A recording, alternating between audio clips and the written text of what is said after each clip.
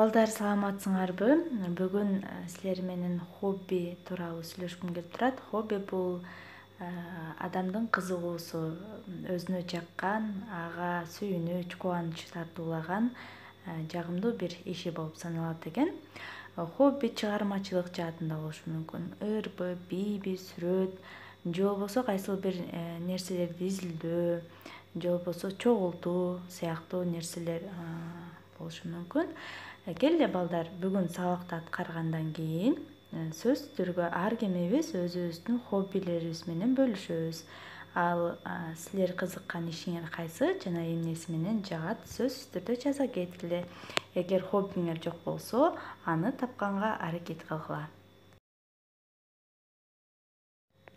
Анда темабызга келсек, бүгүн биз сүйлөм жана анын айтылыш максатына карай бөлүнүшү жөнүндө билебиз. Бүгүнкү сабакта сүйлөм, анын түрлөрү жөнүндө жалпы маалымат алып, сүйлөм түзүүгө үйрөнөбүз.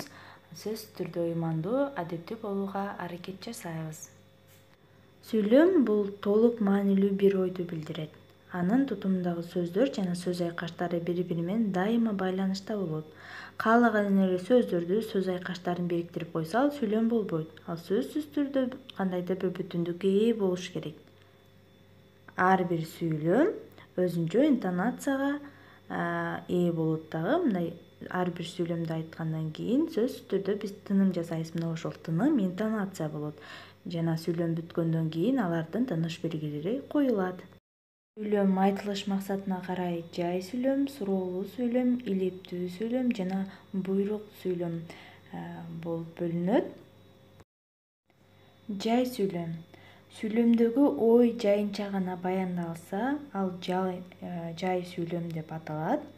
Мисалы, бүгүн кыргыз тили сабагы болот десек, жайынча окуя баяндалды, жай сүйлөм болот дагы, чекит белгиси коюлат.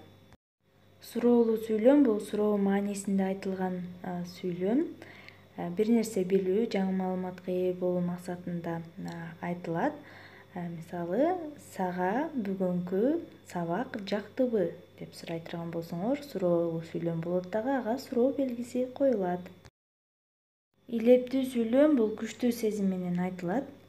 Мисалы, ата-энелерге урмат, сый дей турган болсоңор, же болбосо мен Кыргызстанды сүйөм деп өзүңөрдүн ичиңердеги болуп жаткан эмоцияны сыртка чыгарсаңар, бул илептүү сүйлөм болот дагы. Илептүү сүйлөмдүн аягында илеп белгиси коюлат. Бирөөгө буйрук берүү иретинде маанисинде айтылган сөздөр буйрук сүйлөмдөр болот. Буларга илеп белгиси коюлат. Мисалы, тезинен ордуңа отура кал деп айта турган болсок, анда бул илептүү сүйлөм болот. Көңүл бургула, тапшырма 112, 117, 119, 124 жана 127 көнүгүүлөр.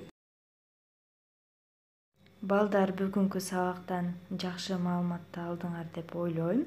Кийинки сабакка чейин саламатта калгыла, силерге бактылуу балалык каалайм.